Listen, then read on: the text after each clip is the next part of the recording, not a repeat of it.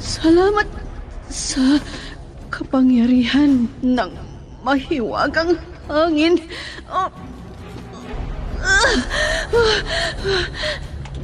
Nandito na ako sa kuweba. Aray ko! Manganganak na ako!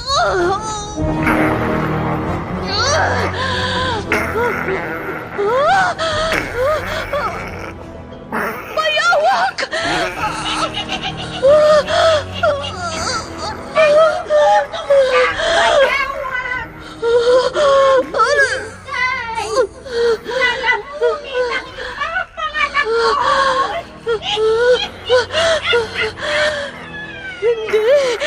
Hindi ko ipahihintulot. Bathala ng hangin! Iligtas mo ang lahi mo!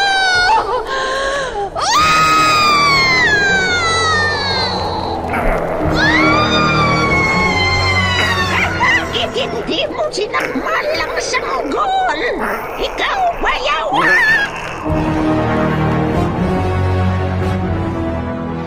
Immortal. Kasaysayan ng isang dayuhan na hindi mapagtanto ang pinanggalingan. Punong-puno ng pakipagsapalaran ang kanyang buhay mortal sa likuran nang hindi niya alam ang kanyang pagkakakilanlan. Ano ang kanyang pakay sa mundo ng tao? Immortal! Naiibang nobela na inyong mapapakinggan sa oras na ito mula Lunes hanggang Sabado. Nobela at sa panulat ni Leti Astudillo Aquino at sa direksyon ni Lubimin Aquino Sr. Mula sa Lovelet Artist and Talent Center Drama Productions, handog sa inyo ng #1 and most trusted radio network in the country, Bombo Radio Philippines. Basta Radio Bombo! Immortal!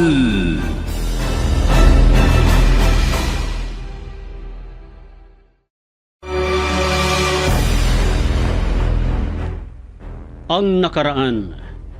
Hindi nasagot ni Ador ang tanong ni Gadon kung paano nakakalabas ang buwaya sa kulungan nito, gayong sarado at wala namang bakod na nasira. Muling nag-init ang ulo ni Gadon nang sabihin ni Ador na ang mismong buwaya lamang ang makasasagot sa kanyang tanong. Samantala, bumaba si Artemis sa basement ng kanyang bahay. Muling bumalik sa kanyang alaala ang malagim na nakaraan, ang kabuktutan ng kanilang lahi, ang kanilang pagbagsak, at ang dahilan kung bakit siya napadpad sa daigdig ng mga tao. Nang siya'y muling lumabas mula sa basement, nasalubong niya si Marlon. At ngayon, narito ang karugtong ng nobelang pinamagatang Immortal!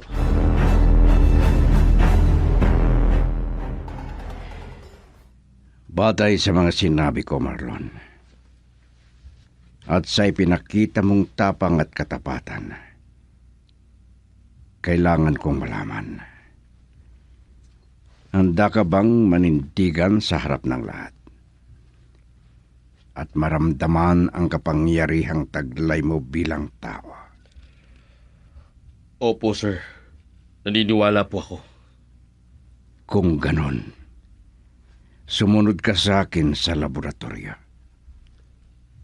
Laboratorio? Oo. Ang basement ng bahay na ikaw mismo ang nagdisenyo. Iyon na ngayon ang aking lihim na laboratorio. Tara na, Engineer Marlon.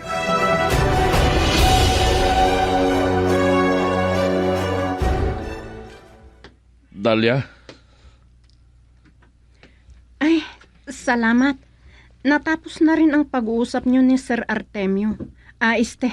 Sir Artemis pala. Tama, Dahlia. Artemis ang tunay niyang pangalan.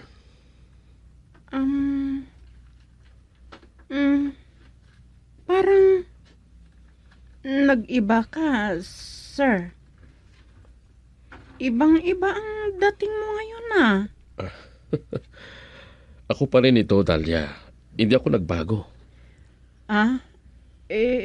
Ewan ko, parang may kakaiba. Baka iniisip mong may ibang karakter na pumasok sa akin. Oo nga, parang ganun na nga. Huwag kang mag-alala. Ako pa rin ito. Basta, parang hindi ko talaga maipaliwanag. Sa bagay, sabi nga ni Sir, siguro ito ang dahilan kung bakit hanggang ngayon single pa rin ako. Ay, ganun ba? Di magka-kompetensya kayo ni Sir Artemis? Baka nga. Pero, sige. Siya nga pala, may binilin daw si Riani. Sa'yo, di ba? Oo, sir. May gusto sana siyang sabihin kay Sir Artemis.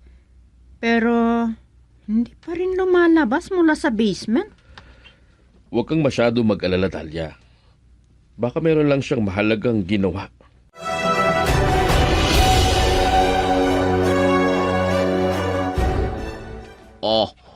Ano nga ulit yung sinabi ni Sargadon?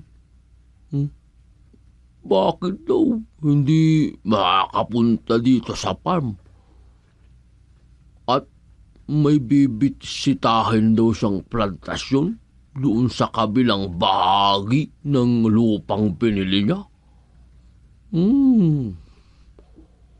Ano kaya kung puntahan ko yung tinutukoy niyang plantasyon? 10 hektarya daw ang lawak ng pag-aari ni Sir Ganon. Tingnan mo nga naman. Halos lahat ng gusto niya nakukuha niya. Masipag kasi si Sir Ganon. Sabi pa nga ni Madam Sola, dati raw, hindi naman sila ganun kayaman.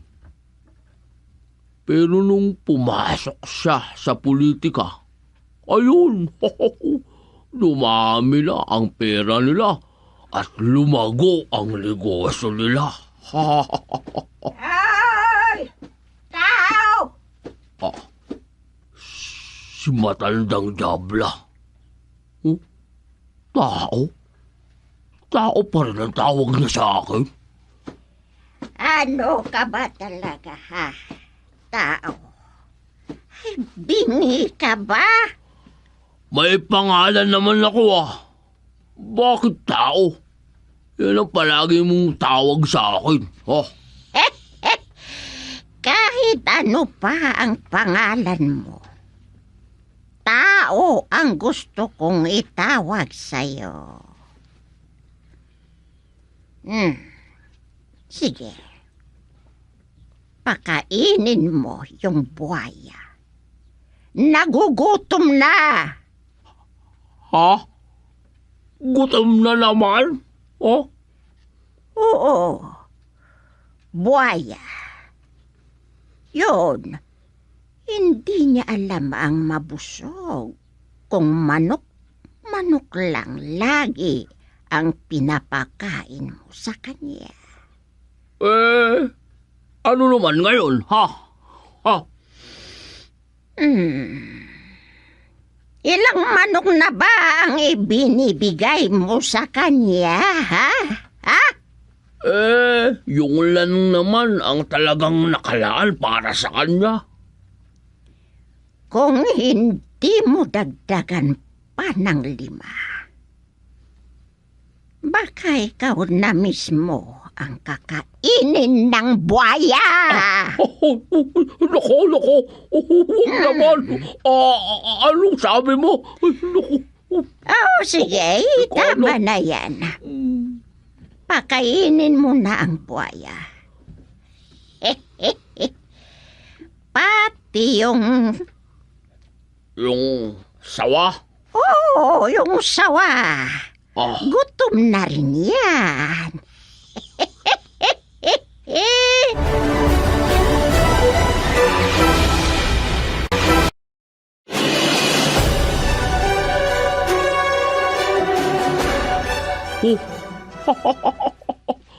Wala ka talagang tigil kumain, sawa.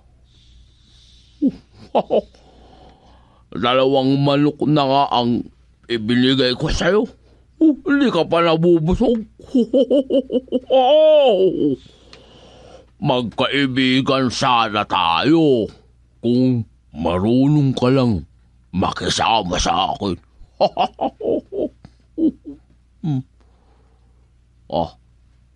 Teka lang. Tila naiintindihan na rin ako ng sawang ito kapag kinakausap ko. Gumagalaw yung buntod niya.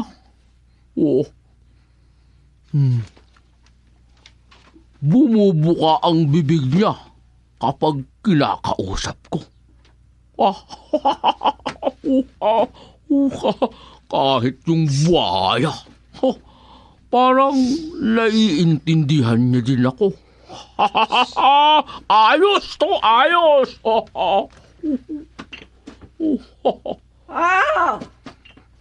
Kumusta?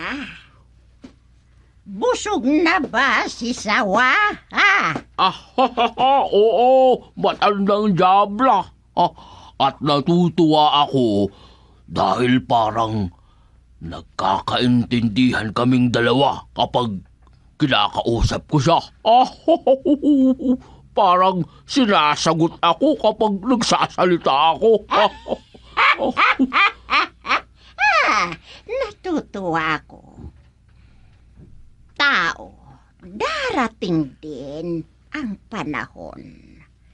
Magiging katulad ka rin ni Sawa at ng buhaya. Naku po.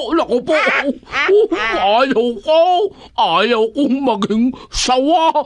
Lalo na yung maging buhaya. Ayaw ko. Hindi ka magiging sawa. Pero, matuto ka ring magkaunawaan katulad nila ni Sawa at ng buhaya. Ano? Oo. Makakapag-usap din kayo sa paraang maiintindihan mo rin, tao.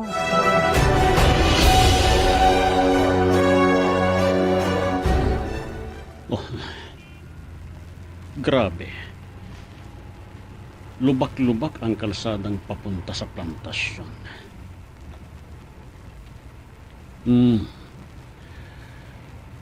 Kailangan maayos itong daan na to.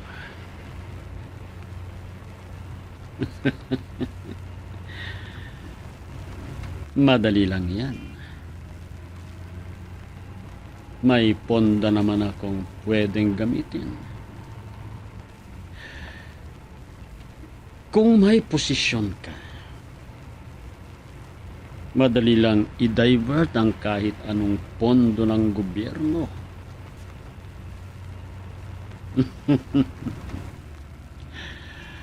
Pwede kong ipasok ito sa proyekto rito. At kapag nailipat ko yung pondo, malaki-laki rin ang kikitain ko.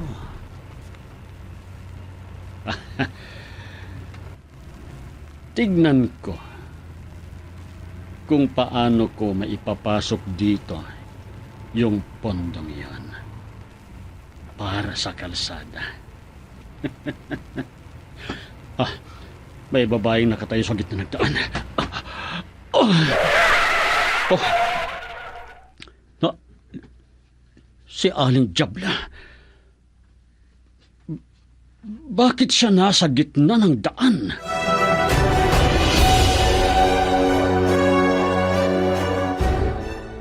Galing ako sa plantasyon, Ador. Nakita ko si Aling Diabla sa daan. Ano, sir? Alam ba niyang pupunta rin kayo doon, sir? Hindi ko rin alam. Alam mo, parang may kakaiba talaga sa matanda na yon. Ano ang ibig niyo sabihin, sir, ganun? Parang hindi ordinaryong taong yon, Ador. Bakit po? Baka naman mangkukulam siya. Meron siyang anting-anting. Naku, delikado yan, sir. Baka pati ako, gamitan niya ng pangungulam. Lalo't magkasama kami dito, sir. Takot ka ba sa kanya? Sir, kung totoo ngang mangkukulam siya, natatakot ako. Marami na akong naririnig tungkol sa kanya.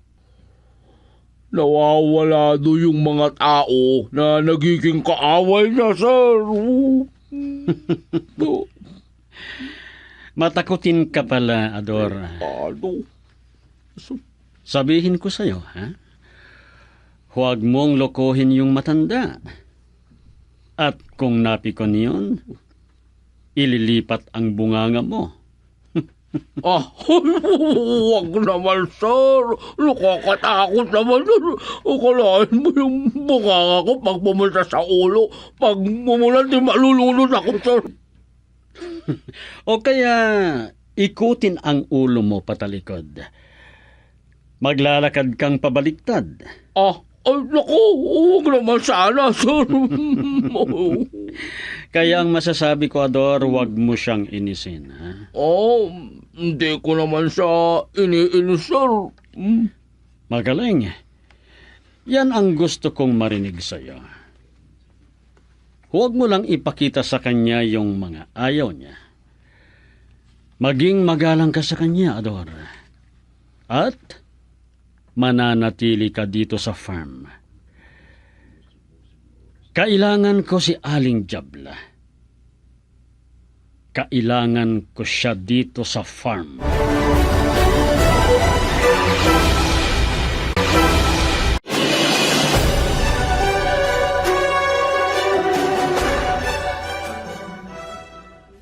Nandito ka pala, Don Iho. Akala ko pumunta ka na sa farm. Hindi pa ako nagpunta doon, Mama. Marami pa akong inaasikaso sa plantasyon. Si Ador ang iniisip ko. Hindi na siya tumatawag. Kung minsan, nakakainis yung taong yon. Minsan kasi namimihasan na. Pero, sige lang. Pinagpapasensyahan ko na lang siya. Bakit, Iho? Alam niyo ba na gusto niya akong i-blackmail? Ang pagkaalam niya sa sarili niya, loko-loko siya. Pero, hindi niya alam. Baka mas toso pa ako sa kanya, Mama. Ikaw naman kasi. Pinapatulan mo pa si Ador, ganun na nga siya. Para kasing tinatakot niya ako, Mama. Dahil sa sinasabi niyang baka magpakain siya sa buhaya o sa sawa. Ayaw niyang mapagalitan. Kaya ganun ang sinasabi niya. Ano? Naniwala ako na kaya niyang magawa yon. Pero, di pala niya kayang gawin, Mama. Di pala niya kayang magpakain sa sawa. At ano ang nangyari? Nang pumunta siya doon sa sawa, bigla kong naalala yung pinadala kong gamit niya.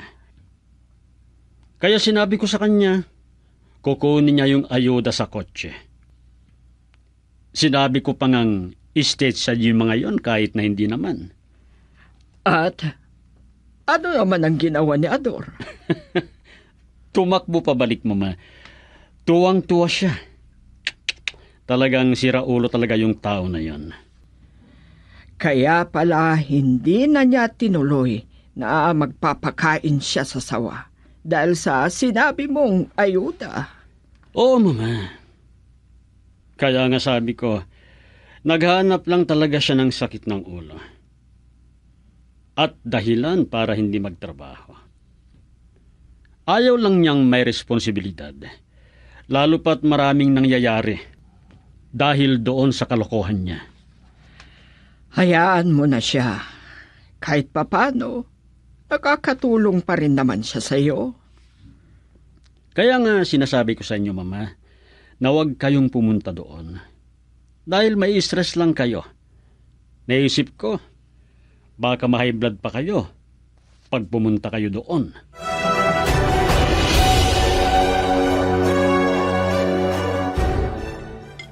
Oh, Mama, bakit kayo hindi nakikain si Masa? Siya pa naman ang laging kasama tuwing tanghalian. Wala si Masa. Dinalhan niya ng baon si na Carmina sa school. Oo nga pala. Dahil sa daming iniisip ko, nakalimutan ko tuloy na minsan, babaunan ko si Masa. Ayaw nga ni Aris. Kung maaari, kasi hindi na sila kindergarten. Totoo, Mama. Kahit papano, nararamdaman din nila kung paano sila kahalaga. Tama ka riyan. Naalala ko tuloy yung sabi mo tungkol sa farm, iho. Oh, bakit naman, Mama? Sabi ko, sana maisama mo naman kami kahit minsan lang doon. Hindi pwede, Mama. Delikado doon. Baka kung mapano pa kayo. Alam niyo namang medyo mahina ng loob.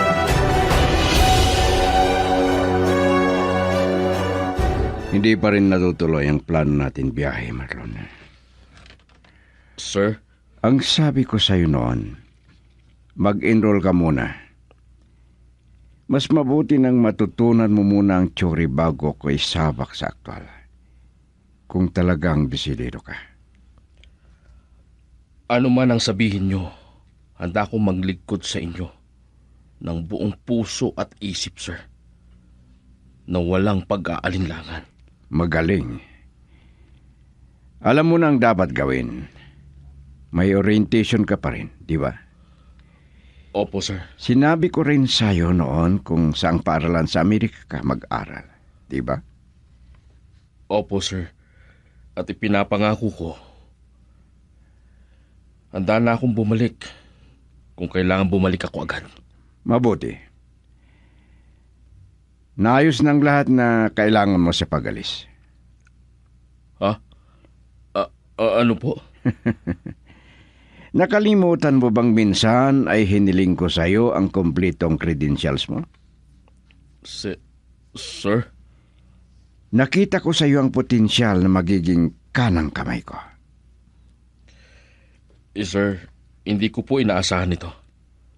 May mga kakilala ako na tanyag na paaralan ng agham sa buong mundo. Kaya gusto kong siguraduhin na handa ka na rin, Marlon. Handa na po ako, sir. Magaling. Babalik kang matagumpay at alam kong maayos na ang lahat pagbalik mo.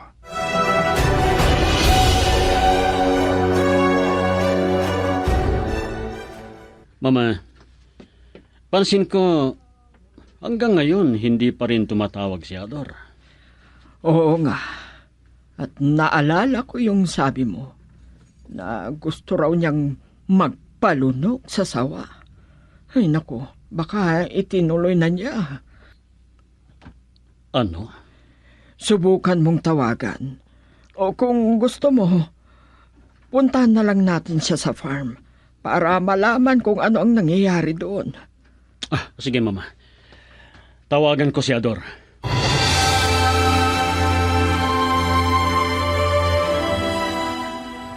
Oh.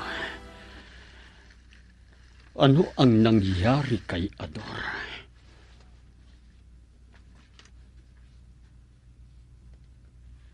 Oh. Bakit kaya hindi niya sinasagot ang tawag ko? Anong nangyayari sa kanya?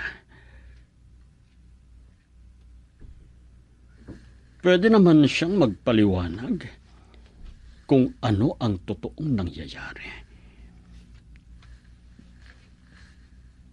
Ba't nagkaganon si Ador? Pero, paano kung totoo ang sabi ni Mama na may tinatagong sekreto?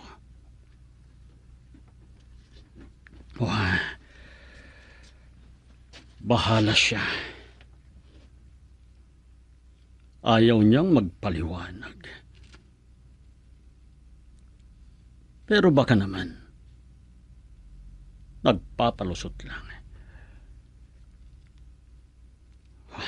Yan. Malapit na ako sa farm.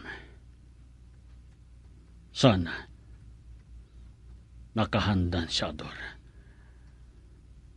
At kung hindi, talagang magagalit ako sa kanya.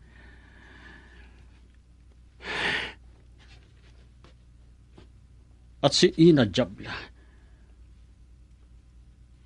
ano naman kaya ang ginagawa niya doon ngayon?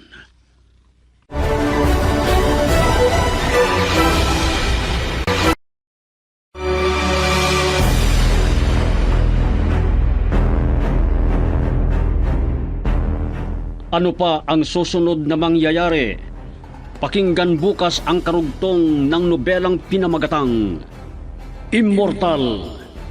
Inihahandog sa inyo ng #1 and most trusted source of news and information, Bombo Radio Philippines. Basta Radio, Bombo